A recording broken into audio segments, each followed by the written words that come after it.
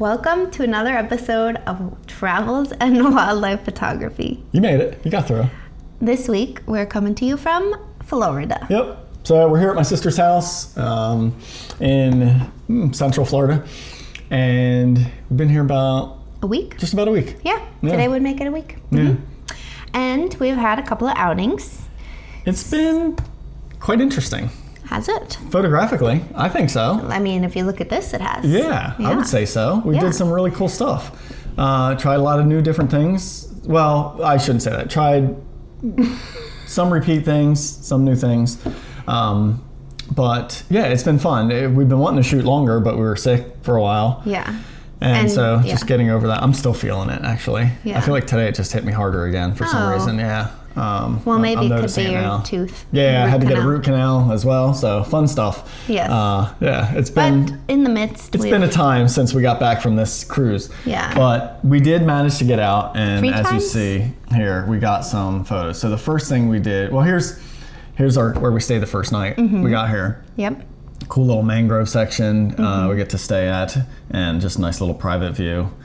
Cool little out of the way place. Yeah. And then the first outing we did, we decided to go for scrub jays because we were both still not feeling that great. Right, and it was a minimal effort. Super chill. Yeah. So I was shooting with the donut-bokeh lens, and I feel like was it the first time? No, I guess I was gonna say playing more with light.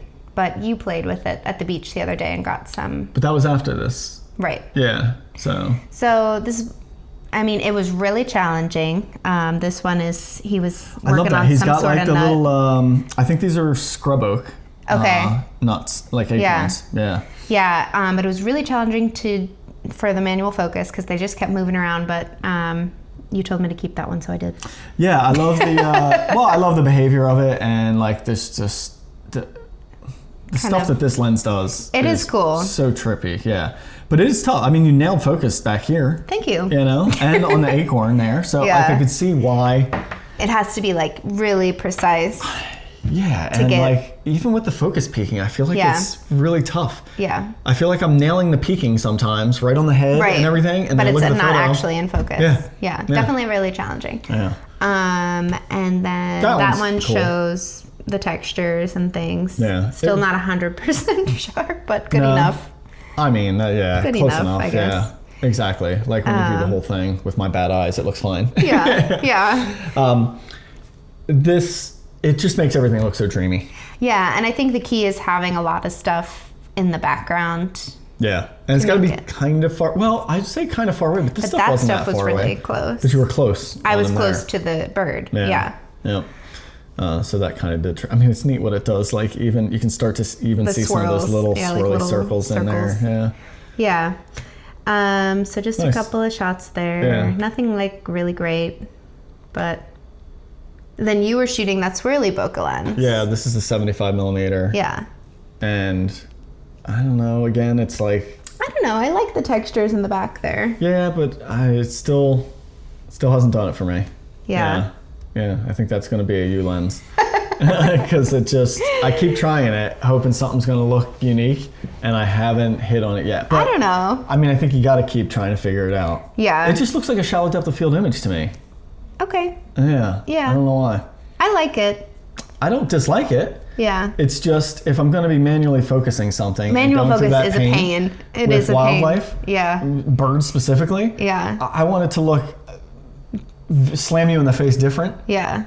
In order to make it worth all the effort. I don't know. I feel like this textures back here are, Yeah, I guess. But I feel like if I would have shot, I could have been further away, not had to get as close, and shot it with that donut-bokeh lens, and it would have looked super trippy. Right. That one's cool. I love what it did to the tree branches here. I do like this one. Yeah. And I had him trying to get him right in the kind of crevice of those two different trees back there. Yeah. So that's really dope. Mild success. Yeah, and then I shot that, and it's just like, This looks like a normal shot. Yeah, that's what I'm saying. Like, except it's not sharp. It's like sharp but not sharp. It's got that like weird effect on it. And a lot of what's that with the green? Oh, like chromatic aberration. Yeah. Yeah, which is definitely going to probably happen with a lens like that. It's a f 1.5. Yeah. Yeah. But yeah, this is like, That's cool. Super cool and unique. Did you think about like maybe cropping in like there? Yeah, that would probably be better. Just because like that one doesn't do anything for the I don't image. know that he does. And I like this. Yeah. That is dreamy, but I think for me, I would be okay with losing it just to get rid of that. Yeah. And if we just crop that out, then it's going to feel like weirdly off balance. But right. Anyway. Yeah. I haven't. The colors are stunning with it.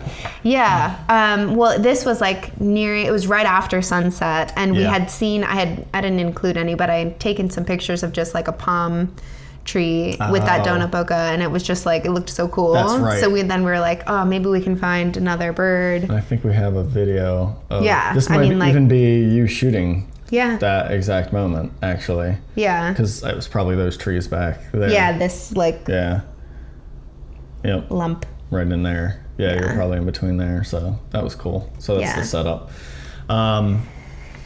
And yeah, so I think we hadn't really gotten anything great yet, and it was like, oh, these colors, this is where it's at. You know, the sky was really popping off, and it was like that palm tree, and it looked really unbelievably cool. Yeah, and we just never could line up a bird with in the palm tree, kind of like with the right light and stuff. But that's okay. We'll keep trying. Totally. Yeah.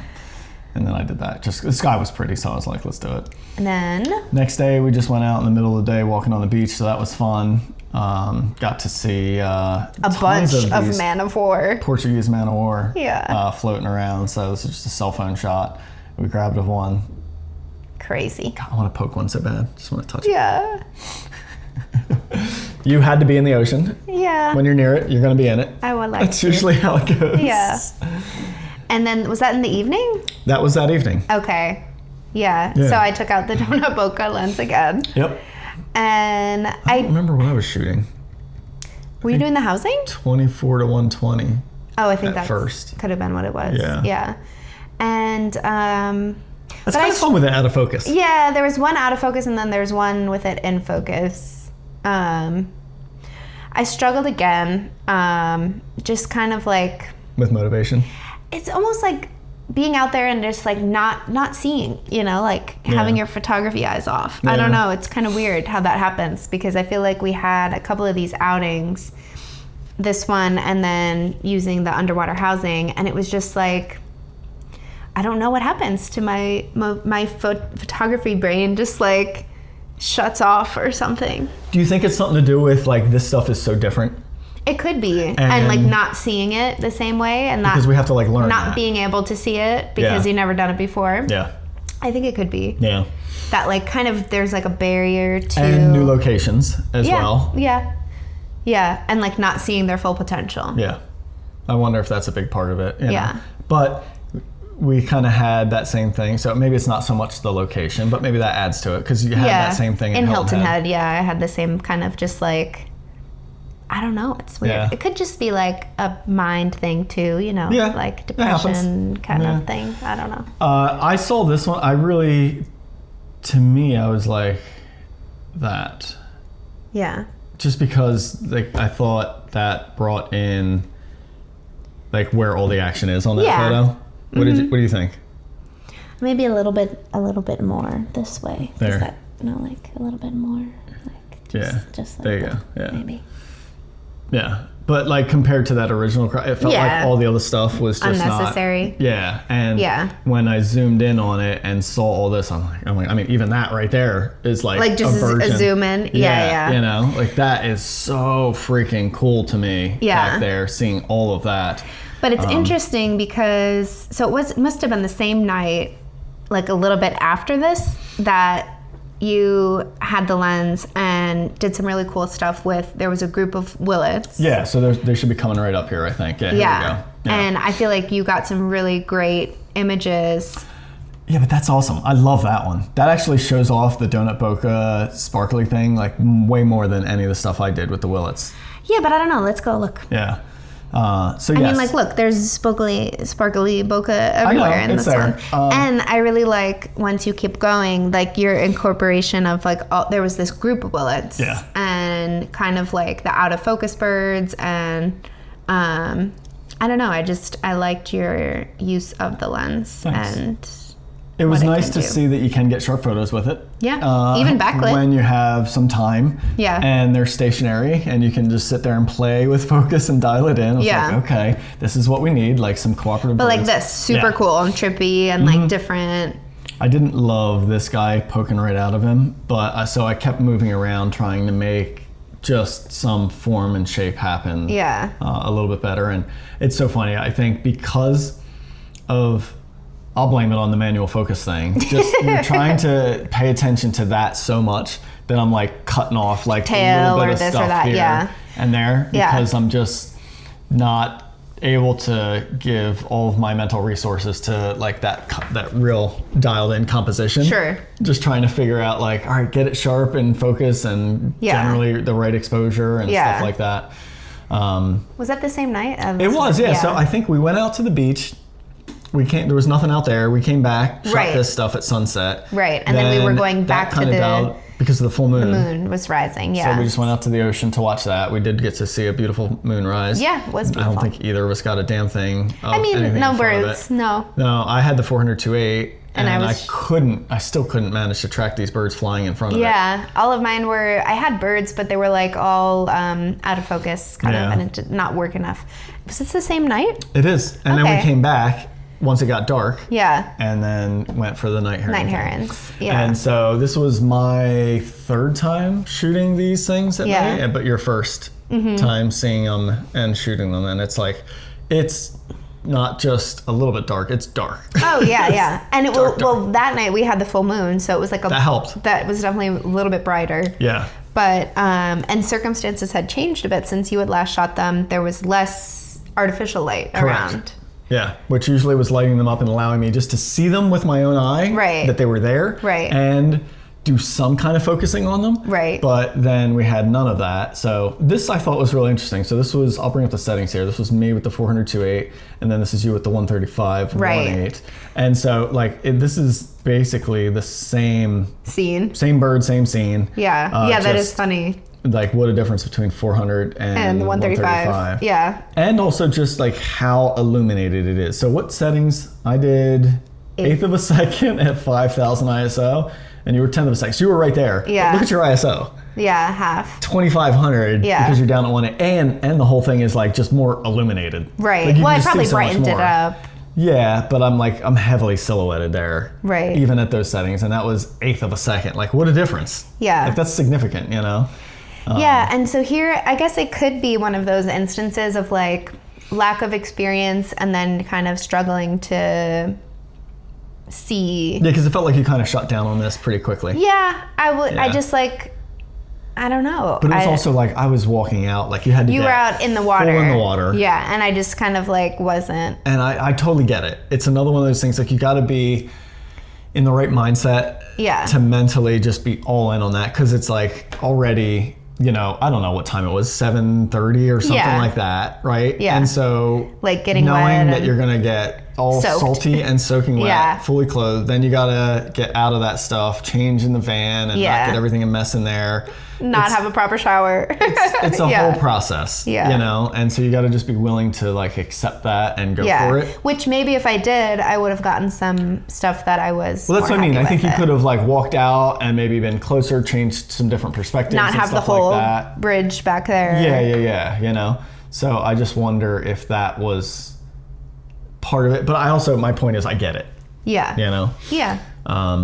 So then I kept shooting the 402.8 for a little while. And then... I love that one. Thanks. Yeah, me too. I like that one a lot. Do you like it more than that one? Yeah, I like that one a lot wonder too, why. though. I don't know. I think it's the blue tones. Yeah, and I like that you can see the bird a little bit more. Yeah, you can see the bird. The other ones, and maybe just like this little the shape of the it all. foreground elements kind of in there, or foreground and background, I guess. But guys, this is handheld. This isn't like I'm resting it on anything. You weren't resting on rocks or anything? I don't think I was. At this point, I might have been sitting Mine would on have been so blurry. I might have been sitting on some rocks and like on my elbow kind of With thing. the 402.8. It's like handheld. It's in my hand at 1/6 of a second. And like I'll zoom in here and show you. Like look at render here. Yeah, of course not tack sharp, but like come on. That's pretty sharp. You know? And then this one is it's like tack. That's pretty damn good. Yeah. For 1/8 of a second, you know. Yeah. But yeah, the settings, and then at that point I'm pushing up to 8,000 ISO, and this one dropped down because it was silhouette. This was moonlight. Moonlight, yeah. Off the water. But then this is you shooting with the 135. Yeah. So it's like there was totally potential there, and with either lens, I was right? laying in the water basically. Yeah, you were. Yeah. I was just sitting in the water, half submerged. Yeah, and I guess like I don't think you were ready for it. I wasn't into it. Yeah, no. Which is interesting. Usually you're like, I'm always in the water. I guess I was just thinking about like, the cleanup and everything. I just didn't want to deal with it. I totally get it. Yeah. I totally get it. Yeah. It is a pain. It was. Yeah. It was like a but pain then, for me of to course, come in. like seeing your shots, that I'm like, oh, there's so much potential there. It's the thing, though. It's like the only way, though, to do it there. You have to go all in. Otherwise, you get nothing. Yeah, you got to be in the water there. Yeah. This one looks so clean because I did run it through the denoise. Because it was shot at 10K ISO. Yeah. You know? But it looks great. Totally cleans up fine. Yeah, I mean, there's the zoom in on it. The difference between the 400-2.8 and this lens, it felt like I had night vision. Oh, yes. It was so funny because I thought you were birds. seeing the same thing. So we switched. I was looking with the view of ease of viewing, the setting where you can turn off exposure matching. Right. Yeah. And it was allowing me, I saw all the night herons out there and I was just, but I just couldn't see the shots, right? Or like not get close enough or whatever. And then we switched so you could try the 135 out there just to see it, and you were like, oh my gosh, you can see all the birds like so well. And I thought you were seeing the same thing through the 400-2.8. The 2.8, even with the settings maxed to brighten it as much as that viewfinder will brighten it, it was unless they were out in the moonlight. Yeah. Then you could see them. But if they were in the shadow of like the bridge and stuff like that, or in the shadow of the rocks and stuff, you couldn't see them at all. Which is so funny. It was just like, man, I can't even find these birds to let alone to start trying to work in it. But with the 135, it was like, put that lens on. There was like 20 of them out there. I mean, it really was like night vision. Like you took your eye out of the viewfinder, and you can't see them. It was black. Yeah, 100%. Yeah. No birds. And then you put your eye into that, and you're like, oh, there's everything. You could see the water, the rocks. Yeah. It was incredible. It was really cool. That was so neat. But it was so funny because I just thought that you were seeing that. Yeah, I mean, why wouldn't you, right? Yeah. Because that's what I was seeing. But just the difference between 2.8 and 1.8 did that. So here's some more I played with I think these were all. Seems like 135. Yeah, these are all the 135. I like this one. Oh, except I feel like he gets lost in there. A little bit. I should have offset him more. I love this. Yeah. If he was a little bit I should have put him like there. over here. Yeah. Yep. Yeah. Yeah, I realized that. But like that's a far away shot. Like I just didn't see it. I couldn't see it, guys. Yeah. I couldn't see it. I couldn't do it. And here's another example of it. And so then, I guess maybe I should show the photos here we were just talking about. I have it on Just Us. Yeah, so this one and then this guy with the light here. This is the one we were saying it just kind of gets lost there. And should have placed him right over about here, I think, and he wouldn't have got lost in the lights there. So then next morning, do we have any other video stuff? No, this is all housing. Yeah. I don't think we took any video when it was like super dark. Yeah, I mean, you couldn't, right? What we're gonna shoot. It was so blackout. So the next morning, we went out and played with our new setup right there. The dome port on the underwater housing. That was our first time shooting it? Yeah. I think so. Yeah. And you put the 10 in there. I did. I went all in. I was like, let's go with the Laowa 10 millimeter. And you got some great stuff. I'm thrilled with it. Yeah. For the first time, the birds I felt like weren't that cooperative compared to how they can be at this location. I've had them so much more friendly at times. That being said, I mean, I'm still getting that. Yeah, I'm still getting that close at 10 millimeter, so you can't complain much. But because I've experienced them more friendly, I expected that. Right. And I was just thinking like, a lot of times you can move around the birds a little bit more and just play around with them, and they were challenging. And so I totally understand again why you didn't go along. And this was another one where I think I was up to my shoulders. Yeah. In the water at one point. Yeah. And I think you didn't bother getting too wet on that one either, right? I mean, you walked out in the water a little bit. A little bit, but not. And then like the bird that I was going to photograph decided to leave, which is fine. Yeah. And I just was like, meh. Yeah. Give it back. Here you go. This one I absolutely love, except for the potential. dam bridge. Yeah. I was just trying to figure out, but I love the chaos of the water and everything. So this is another version where I did find a better composition, but I had to crop it vertical out of the horizontal. Right. And it's still, I don't know, it just doesn't feel as immersive. This one, like the shapes of everything, like the swoop of it and everything. I love like the whole bottom half of this image. Yeah. And this one doesn't feel like you're in it quite the same, right? Yeah. I guess you're probably not as submerged, maybe. Yeah, and I think it was just, it's that horizontal. Like, cropping that section, I mean, it would do the same here, right? If you just cropped out like this vertical section there, it wouldn't feel quite the same. But yeah, anyway, I took one random shot with your setup. Yeah. Nice, what did I have? The 400-4.5, right? I think so. Yeah. Yeah. Mm-hmm. Yeah, reddish egret was running around there. I mean, it's so easy to do. That's nice. It is nice. The light is great. The light's it's so easy to do that. I don't think I even took that. Like, I just didn't take, I just was like, not a photographer. I was out in the water. You know? Yeah. Not a photographer. I just was like, nope, I'm just a human here. Yeah. Not a You're photographer. just an observer. Observer. That's the word I was looking for. Might as well have been a fisherman. I love this one. This one I think is really cool. I mean, it shows off exactly what you can do with that dome port, you know? Yeah, I was so happy with it. This was my first time actually ever playing with a dome port, and I've, read and heard all the things. It's seen some stuff, right? Of course. On Instagram and other photographers. I've read it's like, this is how you get the split level stuff. Right. I just didn't, I don't know, I still thought in my head there was going to be some challenge to it. Because the only other time I've ever tried it is like with a phone. And you're talking with a lens that's like this big. And that's really challenging and too. And you just got to get it just right. Yeah. And then... otherwise it totally looks weird. We've had the housing, and I've had my old housing for years back then. Right. But that was always with 300 or more millimeter. Right. And you're not getting that. Also, you didn't split have it. The dome either. Correct. So it was a flat port, and you can split it, but it's so much focal length, you can't see anything underwater, even in these like clear, this really clear water. Yeah. Right. And so that morning, I walked out and I plunked it in. And you were like, and I was just like, yeah, that's exactly it. I was just like, oh my gosh, like I can just see it right then. I could see underwater in the viewfinder, or on the flip screen. I didn't bother using the viewfinder at all because I didn't want to have to shove my head halfway underwater for all of these. Sure. Yeah. But yeah, it was kind of easy to get the split level thing, just because the dome is so big, and you can see right there. You can see my happy face out shooting. It looks so. So you did walk in the water some. But I that did. Was about it. Yeah. I love this one. No thanks. I just don't like that you can't see anything underwater. Yeah, but you can still see that underwater is there. Yeah. No, you can tell you're exactly. I don't know. I love the motion of the birds and the motion of the ocean. Yeah. So these are all the black skimmers flying around. Yeah. This particular area, just a gull. Wet pie as well, so I thought I'd grab him. This one's really cool. Cormorants. Group of cormorants. It is really neat seeing and again, I've seen shots similar to this before. Sure. But it's neat being able to take it yourself up that. The combination of two worlds there. I feel like you can almost also see like some light rays coming in. Is that, you think that? Probably. Yeah. Yeah. That's cool. I like that. Yeah.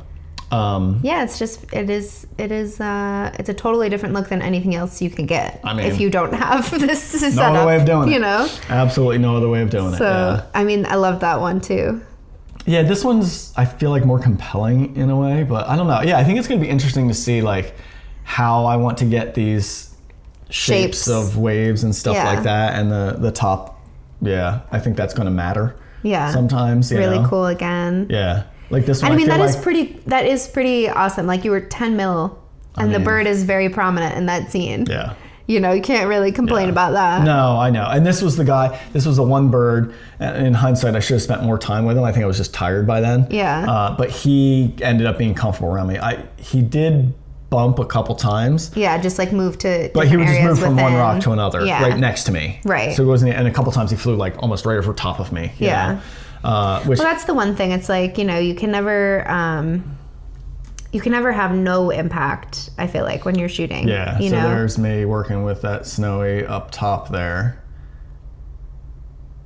And you can see how crazy the water is there. I mean, just rushing around like nuts. Yeah. Was that just the tide, or is that just how it always is? Yeah, it's the tide coming in there. Yeah. Yeah, incoming tide, water getting higher. Yeah, I'm just trying to figure them out. But yeah, you can see how immersed in the water. Oh, and that was a different. This was the guy. Yeah, I mean, yeah, flew. you're totally. Yeah. Totally in the water. Is that a snowy? Yeah. Oh, great. Yeah, that's a snowy. Yeah. So I would have loved to have been like here. You know? Sure. And you had the cormorant behind you. Yeah. Oh, little blue heron. Oh, little blue heron. Yeah. And I didn't even know at that moment. Oh, no. But in the past, I've been able to be like here and have them there and have like 15 of them all around you, you know? Right. And so that was kind of what I was expecting. That's the expectation just from shooting that location in the past. Yeah. Right. Yep. But still, I mean, it's a very dominant like bird photo for a 10 mil. You know, that's kind of crazy. I know. And I've never shot 10 millimeter here. Yeah. You know, I've never had the lens. So the widest I've ever had is 24 millimeter in the past. And I think 24 millimeter probably would have framed me in pretty nice on this, you know. For sure. But this one, looking at this, I'm like, I should have gone lower. Like, I feel like I'm seeing too much above the water here. You know? I don't know. Like, a little bit lower would have also bumped his body up above the shoreline there. And I think just gets rid of like all of this texture, which I don't. I kind of like it. Do you? Yeah. Yeah, I don't particularly like all of that. I feel like the lower a little bit lower, and this one got even higher. Right. And I'm seeing more above the water, even though you can still see under. That's lower. Okay. Yeah. See what I'm saying? Yeah, for sure. Yeah, I mean, you did it though. Yeah, and look, it like bumps him up. It does exactly what I said, and then it cleans up all of that. So I think that's it. Just I'm pointing it out because I'm like, I think this is what I got to pay attention to. Right. It's like you got to be underwater more than you think sometimes because it's like I can see plenty under here. Yeah. But I like the minimization of the surface here. Sure. You know, and it makes it feel like, doesn't it? It just makes you feel like underwater more as the viewer. Like that feels a little bit higher perspective and that feels even lower. Right. You know? Yeah. And I should play at some point with getting the thing fully underwater and see if you can see out through. Like to the bird. Up? Yeah. You know what I mean? Yeah. Like get it fully submerged. And then, got that flying one there that you love so much. You said he just what is it that you think, like, I don't know, just like his awkward positioning, like, you know, his neck's I guess all, like wings he's just like, out would have been better, right? You know, I don't know, he just seems that's not his glamour shot in my opinion. Yeah. But that's just my opinion. Anyway, it was a blast. I really did have fun with it. I had so much fun with it. Yeah. And then you just got this just walking around. Yeah, I was doing, you had a lot of appointments that day, and so I was doing a lot of walking around. And then you also found this, which was hilarious. Yeah. The old trash panda on the trash can. I should have taken the video when he actually went in, because he did. I love his expression right here where he's just like, oh my gosh. He's like, I'm not doing anything around here. It's okay. It's so funny. Mind your business. But this was right outside of where we were parked. Yeah, right outside literally, of yeah, right outside. Yeah, so... Well, that was it. Anyway, that's what we've done. It's been just a couple of outings. And that one outing was just like one really long outing, I guess. From going to sunset to moonlight, you know? I know. So I guess it was just like three outings. We did the scrub jays. We did the one evening, and then it was the next morning we went out and did that, you know. So we got to get back out there, I guess. Definitely got to get back out and play with this underwater housing. And in the morning, it's a little easier because you have the day to like dry off and get out and just sit there and just chill, you know what I mean? Yeah. So I think that does make it easier. But the challenge is going to be finding good light with the good tides again. Right. You know. But I really also still want to try what we've talked about, which is I want to go out when it's just kind of maybe midday sun and the sun shining in the water more. To see. Because just for everybody to show you guys here. So like how you lightened it up. Straight out of camera, it's like that. It's way darker. Right. You know? And so I think if we go back when the sun is really high and bright in the sky, it might light up the water a little bit more there. Right. And it's an easy enough edit, you know? Sure. It really is.